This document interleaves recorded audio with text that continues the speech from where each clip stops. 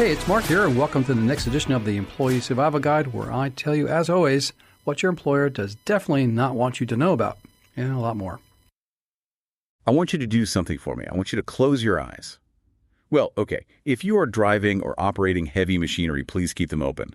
But for everyone else, just close your eyes. Imagine a scenario. You are young, ambitious, and you've just landed a job at one of the biggest, most prestigious financial institutions on the planet. A true titan of industry. We are talking about the kind of place that has its name on skyscrapers. The kind of place where if you get a job there, your parents brag about it to the neighbors. Exactly. So you show up every day, you sit at your desk, you wear the suit, and you do your job exactly the way your boss taught you to do it. You follow the manual. You follow the culture. You watch the guys in the corner offices, the ones making 20 times your salary, and you do what they do because that's how you get ahead. You do this for years. You are a model employee. Eventually you leave. You move on with your life. You start a family. You are thinking about retirement. Your record is clean. It sounds like the typical American corporate success story. You played the game, you followed the rules, you cashed out. Right. But then, 8 years later, 8 years after you packed up your photos and walked out the door, the Department of Justice comes knocking. And they aren't just asking questions. You are being indicted. A federal crime. Wire fraud, conspiracy, you are looking at prison time, years of it. And when you finally get your hands on the evidence against you, the stuff they say proves you're a criminal mastermind, you realize something absolutely terrifying. What's that? It wasn't the FBI that dug this up. It wasn't some dogged government detective working late nights. It wasn't even a whistleblower. It was your old employer, the bank. That is the nightmare scenario. And in the story we are covering today, the allegation isn't just that the bank handed over evidence, it's that they curated a narrative, highlighted your name, and handed you over on a silver platter to save themselves hundreds of millions of dollars. Welcome back to the Deep Dive. Today, we are unpacking a story that feels like it was ripped out of a John Grisham novel, but it is very, very real. We are talking about the saga of United States v. Connolly. But we aren't just replaying the criminal trial here. We are focusing on what came after. The counterpunch. We are looking at the massive civil lawsuit filed by Matthew Connolly against his former employer, Deutsche Bank, for malicious prosecution. And this is a case that really pulls back the curtain on how modern corporate investigations work. We often think of the government versus the corporation, like it's Godzilla versus Kong, but this story asks a much more uncomfortable question. What happens when the government and the corporation team up? And who gets crushed in the gears when they do? To help us navigate this, we have a serious stack of documents. We've got the Second Circuit Court of Appeals decision, which, spoiler alert, actually overturned Connolly's criminal conviction. We have the amended complaint filed by Connolly, which is just explosive in its allegations. We have Deutsche Bank's legal defense, and we have the district court's order allowing the case to move forward. We are going to sift through all of it. And the mission today is to understand the mechanics of scapegoating. How does a financial institution allegedly outsource a DOJ investigation to a private law firm, shield its top executives, the so-called C-suite, and serve up a mid-level employee as a proxy wrongdoer? And why is that cooperation worth nearly $1 billion? It is a wild ride. So let's start at the beginning. Before we get to the lawsuit, we have to understand what Matthew Connolly was actually accused of. It all revolves around this thing called LIBOR. Now, whenever I say LIBOR at a dinner party, people tend to suddenly remember they need to refill their drinks. It does have a reputation for being dry, but honestly, it's the plumbing of the entire global financial system. Or at least it was. LIBOR stands for the London Interbank Offered Rate. For a long time, this was the most important number in the financial world. It's the benchmark interest rate that banks charge each other for short-term loans. And when you say most important number, you aren't exaggerating. Not at all. Trillions of dollars in financial contracts, mortgages, student loans, complex derivatives, corporate debt were all tied to LIBOR. If LIBOR moved even a tiny fraction of a percent, vast sums of money changed hands globally. It was the temperature of the market. So how was this number actually calculated? I think a lot of people assume it was just math. Like you look at the trades that happened, you average them, and there's your rate. You would think so, and frankly, that's how a robust benchmark should work. But during the time period we're discussing, largely between 2004 and 2011, LIBOR wasn't based on actual completed trades. It was an estimate. An estimate, like a guess. Ideally, an educated guess. Here is the mechanism. There was a panel of 16 major global banks. Every morning in London, around 11:00 a.m., Each bank had to submit a number to the British Bankers Association, the BBA. The question they had to answer was very specific. I have the text of the question here. It asks, at what rate could you borrow funds were you to do so by asking for and then accepting interbank offers in a reasonable market size? Notice the key word there. Could? Could. Not what rate did you borrow at, but what rate could you borrow at? It's a hypothetical. It's asking about capacity. So the 16 banks submit their estimates. The BBA takes those numbers, throws out the top 4 highest and the bottom 4 lowest. This is called trimming to eliminate outliers, and then averages the middle 8. That average becomes the daily LIBOR rate. So the system itself acknowledges that there isn't one perfect price. That's why they trim the top and bottom. They expect a range.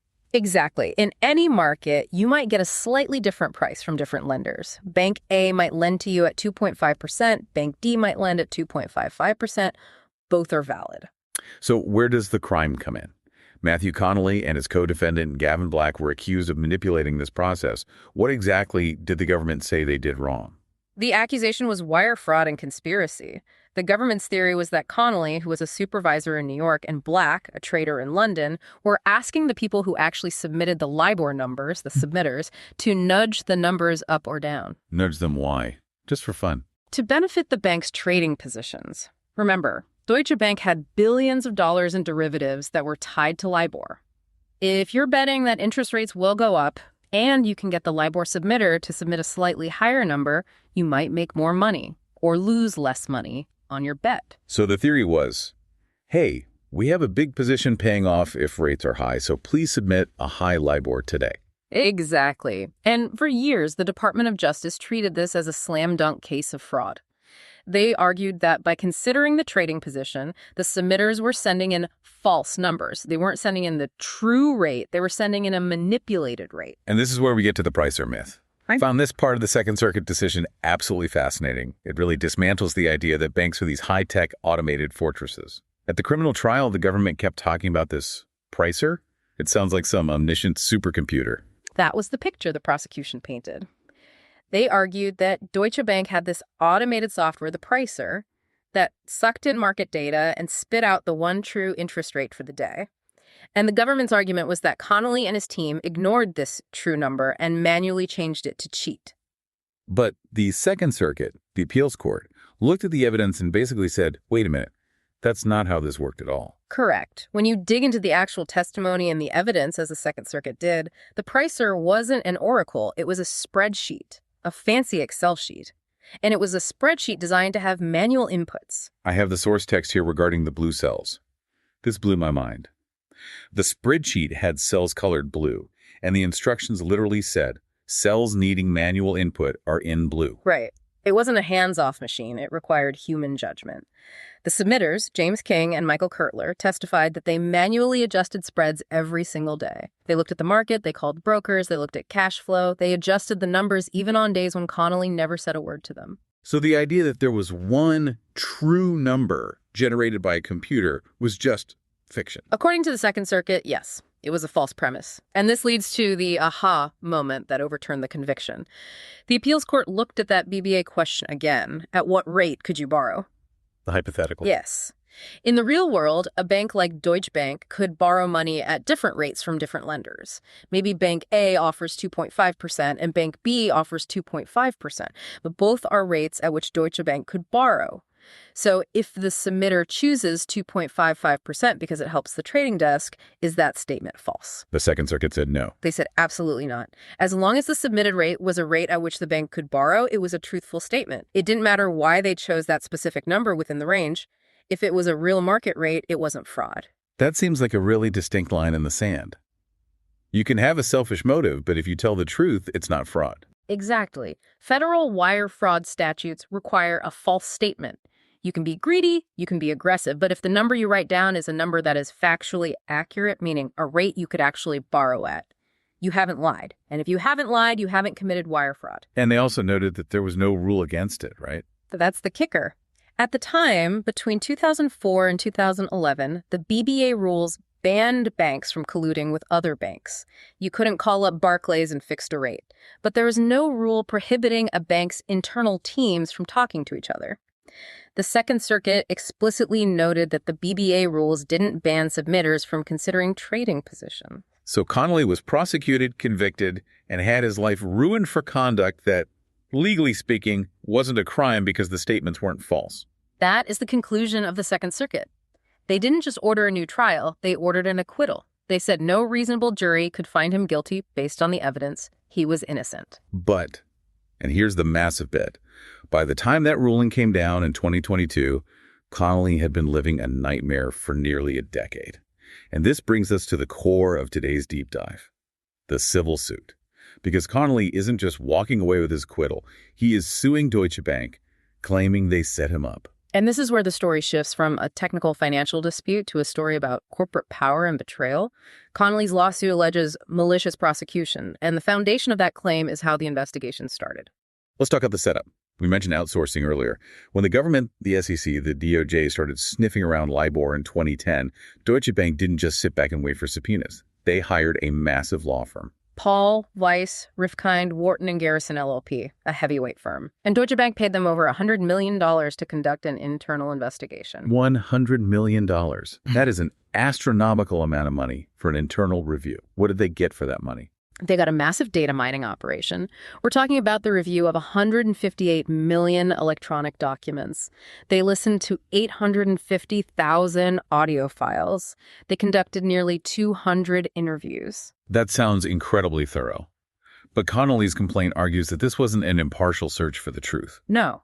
The complaint alleges that this was a curated process. Paul Weiss produced a document known as the White Paper. In it, they admitted that this volume of data would be virtually impossible to navigate without direction. Without direction? That's a loaded phrase. It is. The allegation is that the bank didn't just dump data on the DOJ, they processed it.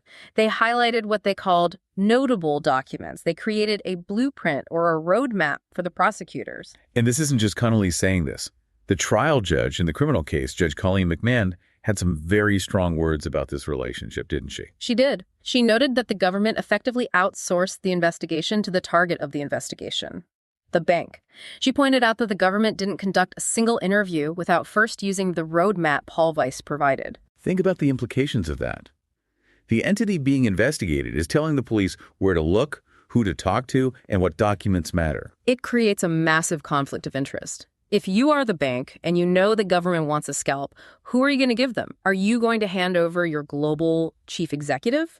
Or are you going to find a mid-level manager who left the company years ago? That's like being the fox in the hen house and the farmer asks you to find out who ate the eggs. You aren't going to turn yourself in. You're going to blame the badger down the road. Or the chicken who used to work there but quit 3 years ago. And that leads us perfectly into the scapegoat strategy. Why Connolly? Why did the spotlight land on him? To understand why Connolly, you have to understand the cooperation credit. This is a standard part of corporate criminal settlements. If a company cooperates with the DOJ, which usually means admitting fault and helping prosecute individuals, they get a discount on their fine. A discount coupon for justice. In a way. Deutsche Bank eventually settled the LIBOR case for $2.5 billion, a huge number. But because they cooperated, because they served up individuals like Connolly, they received a $750 million discount. Wait, let me wrap my head around that. Their cooperation, which included handing over Connolly, was worth $750 million to the bank. Yes, that is the figure cited in the documents, $750 million. That creates a powerful financial incentive to find someone to blame. And Connolly's complaint alleges that the people who should have been blamed were the ones running the show, the C-suite. This is one of the most explosive parts of the amended complaint. Connolly alleges that senior executives, people like the global chief executive, Anshu Jain, and the global head of finance, David Nichols, didn't just know about the sharing of information between traders and submitters. They directed it. There's a detail in the complaint about the office layout that I found striking. It says executives physically restructure the floor plan to seat traders and submitters closer together. Right, to facilitate communication. The argument is, how can this be a rogue conspiracy by a mid-level guy like Connolly when the guys in the corner offices are literally moving desks around to make it easier for these teams to talk? But when the settlement with the DOJ came out, were those executives named? No. And that's the other side of the scapegoat strategy, protection. The complaint alleges that the DOJ's initial draft of the statement of facts, the document describing what happened, explicitly said senior managers were aware of and encouraged the conduct. It even used the word reckless. But the final version? Watered down significantly. The references to senior management's recklessness were removed. The final narrative pinned the blame on the traders and submitters. The C-suite walked away clean. No senior management was charged. And Connolly, who had left the bank in 2008, years before the investigation really heated up, becomes the face of the crime. Even though, as Judge McMahon later said at his sentencing, he was barely a player at all, she called him the least culpable person I have heard about. She even said it was no secret that this was orchestrated by senior officials. It's devastating. You have the judge at your own sentencing saying, I know you're the fall guy, but you're the one here in the courtroom. Precisely. And to get him into that courtroom, to get that conviction, Connolly alleges the bank did more than just cherry-pick documents. He claims they manufactured a case out of thin air. This brings us to part 4, the smoking gun. Or rather, the lack of one. When you look at the evidence against Connolly, it seems incredibly thin. It was microscopic. Remember, Paul Weiss reviewed millions of documents, hundreds of thousands of audio files. Out of all of that, how many emails involving Connolly did they highlight to the DOJ? 4. 4 emails over a period of several years. And were these emails incriminating? Did they say, let's commit fraud today? Hardly. There were emails where Connolly wrote things like, we would prefer it higher or low as possible. But crucially, he often used phrases like, if possible. If possible. That sounds like a polite request, not a demand for fraud. That was Connolly's defense. He argued these were requests to check the market. If the market supports a higher rate, we'd prefer that. And that was consistent with the BBA rules we discussed earlier. If there's a range of legitimate rates, asking for the high end of the legitimate range isn't a crime. But the jury convicted him initially. And to get that conviction, the prosecution needed more than just 4 polite emails. They needed to show motive. They needed to show he profited. And this is where the story takes a dark turn into alleged perjury. This is the ashamed moment. It involves a Deutsche Bank employee named Guy Weston Edwards. This part of the transcript was jaw-dropping. Tell us what happened with Weston Edwards. So the prosecution wanted to prove that Connolly had a financial motive to rig the rates. They introduced spreadsheets linking Connolly to specific trades. They needed to show that these trades would benefit from the rate changes. Standard procedure, right. Yeah. Follow the money. Right. But these spreadsheets weren't standard reports. Weston Edwards, the DB employee, signed affidavits swearing that these were original business records kept in the ordinary course of business. Meaning they were generated at the time of the trades. That's what an original business record implies. But on the witness stand, under cross-examination, the truth came out. These weren't original records. They were created after the fact by an outside research firm, specifically to build the case against Connolly. They were made for trial evidence disguised as bank records. Exactly. And it gets worse. Weston Edwards admitted on the stand that he knew they weren't original records. He admitted that he was directed to sign the false affidavits anyway. Directed by whom? He testified that he was directed by a Deutsche Bank lawyer, Jesse Crew, and a DOJ prosecutor. He was told to lie. He was told to sign a statement that was factually untrue.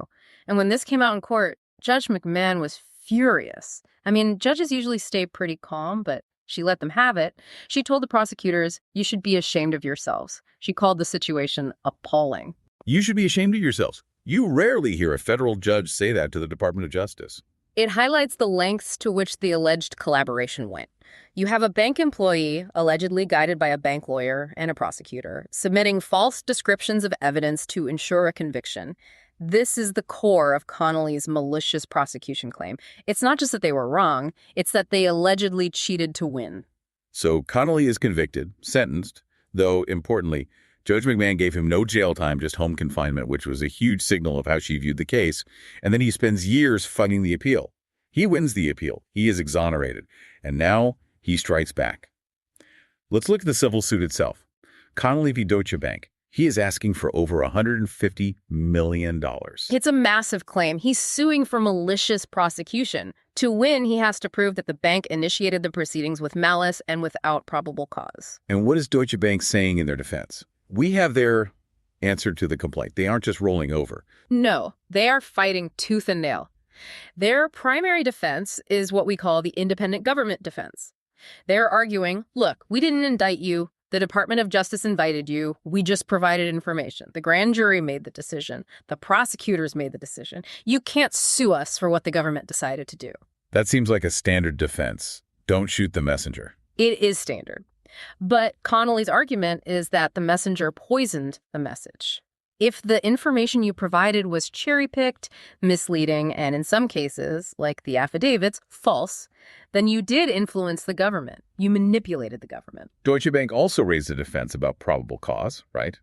They argued that because a jury eventually convicted him, even if it was later overturned, that proves there was probable cause to try him in the first place. That is a very tricky legal area. Usually a conviction, even an overturned one, creates a presumption of probable cause. It suggests there was enough smoke to justify the fire. But that presumption can be rebutted if you can show the conviction was obtained through fraud, perjury, or withholding evidence. And since Connolly is alleging perjury and manufactured evidence. Exactly. That is his path through that defense. Now, Deutsche Bank tried to get this case thrown out immediately. They filed a motion to dismiss. But Judge Furman, the judge handling the civil case, said no. Judge Furman's ruling is very significant. He acknowledged that Connolly faces large hurdles. It is very hard to win a malicious prosecution case against a party that didn't actually sign the indictment.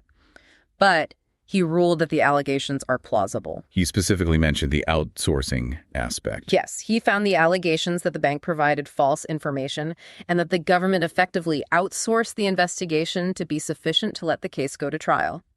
He rejected the bank's attempt to hold Connolly to a higher pleading standard Rule 9b, which is used for fraud cases. He said, no, this is malicious prosecution. We are using the standard rules. So the case is moving forward. Discovery is happening. Connolly is going to get to depose people. This is a nightmare for the bank, isn't it? It keeps the story alive, and it potentially exposes more internal documents about how that investigation was run. Remember, the bank paid $2.5 billion to make this go away. Now, years later, it's back in the headlines. Let's zoom out to part 6, the human cost and the bigger picture.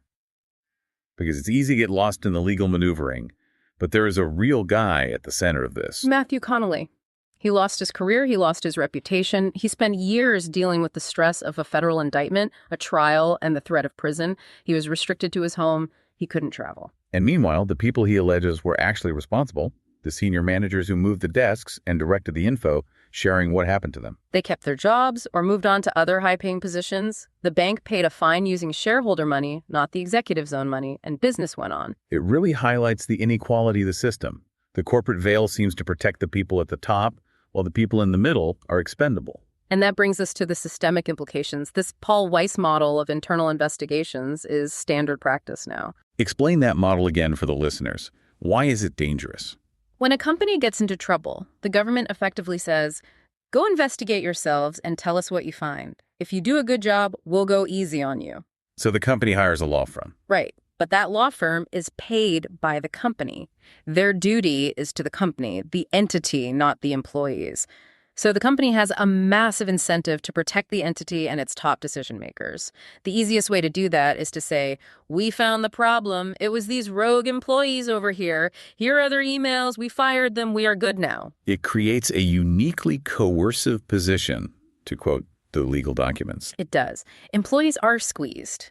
If they don't cooperate with the internal investigation, they get fired. If they do cooperate, that info is handed to the DOJ. And unlike a police interrogation, you don't have Miranda rights in a corporate conference room with a private lawyer. It feels like the privatization of the justice system, but with all the incentives aligned against the individual employee. That is the crux of it. If the government relies entirely on the target of the investigation to tell them what happened, the truth is likely to be distorted by self-interest. In the Connolly case, the allegation is that the distortion was deliberate, malicious, and worth $750 million. It makes you wonder, if Connolly hadn't had the resources and the will to fight this for a decade, to appeal, to win, and then to sue, we would probably still believe the narrative that he was a rogue fraudster. We absolutely would. We would look at the headlines, Deutsche Bank trader convicted, and move on. It's only because of this pushback that we are seeing the machinery underneath. So what happens next for Connolly? The civil case proceeds. Unless there's a settlement, which is always possible, this could go to a jury. And a jury would have to decide if Deutsche Bank's conduct crossed the line from aggressive defense to malicious prosecution. If he wins, It sends a massive message to corporate America. It would be a landmark ruling. It would warn companies that you can't just sacrifice employees to save the stock price. It would force a reevaluation of how these cooperation deals work. We're going to keep a close eye on this one. It feels like a turning point. It certainly has the potential to be. Okay, let's unpack this a bit more. We've covered the narrative arc, but I want to drill down on a few specific details from the sources that really illustrate how this scapegoating works mechanically. We talked about the emails, the 4 emails. I won't read one of them again because the language is so normal. Go ahead. This is from August 2007. Connolly writes, "If possible, we need an NY1 mode LIBOR as low as possible next few days. Tons of pays coming up overall. Thanks." If possible, thanks. Right. And the response from the submitter, James King, was, "We'll do our best, Matt." Compare that to the government's narrative of a high-pressure conspiracy. This sounds like 2 colleagues coordinating within the bounds of what they thought was allowed. And remember, the Second Circuit said that asking for a rate within the legitimate range was allowed. But here's where it gets really interesting. The bank highlighted this email to the DOJ. But what didn't they highlight? The context that everyone was doing this, that senior management knew that the floor plan was changed. By isolating these 4 emails from the thousands of other communications, the bank creates a false reality. They create a rogue actor narrative out of routine business. It's editorializing by omission. Exactly. And that's what the white paper was. It wasn't a raw data dump. It was an editorial. It said, look here, don't look there. And the government bought it. They bought it, paid for it, and built a case on it. Judge McMahon's comment that the government didn't conduct a single interview without the roadmap is damning. It implies the DOJ didn't even know where to look until the bank told them. It makes the DOJ look less like a watchdog and more like a client. Or a partner. A junior partner, perhaps.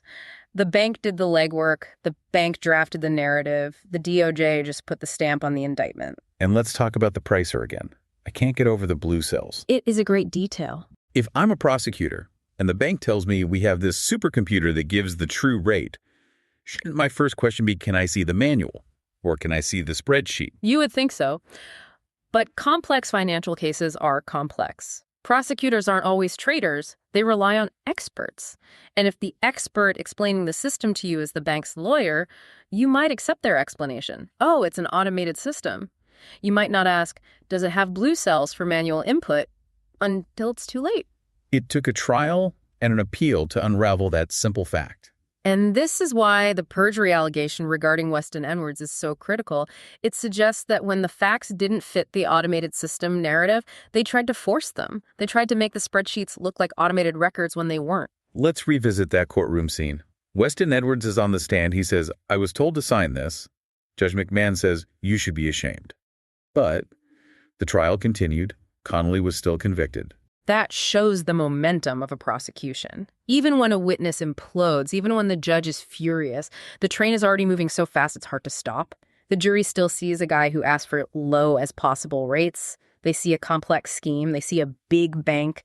It's hard to acquit in that environment, especially when the defense is trying to explain the nuances of the BBA could standard. Which is why the appeals court is so important. They have the luxury of time. They can read the transcript. They can look at the definitions. And they apply the law dispassionately.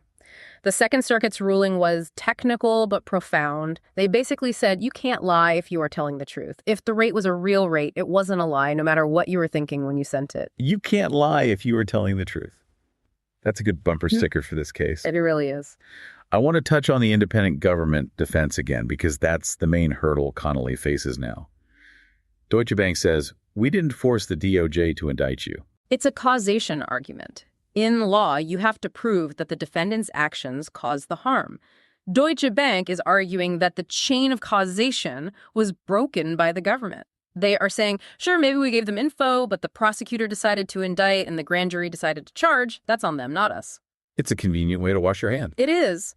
But the law recognizes that if you poison the well, if you give the prosecutor false evidence or withhold exculpatory evidence, then you are responsible for what happens next. You can't hand a loaded gun to someone, tell them it's a water pistol, and then say, I didn't pull the trigger. And Connolly's argument is that the white paper and the false affidavits were the poison. Correct. He argues the government never would have indicted him if they had known the full truth. That the C-suite directed this, that the pricer was manual, and that the emails were standard requests. It's a battle of narratives.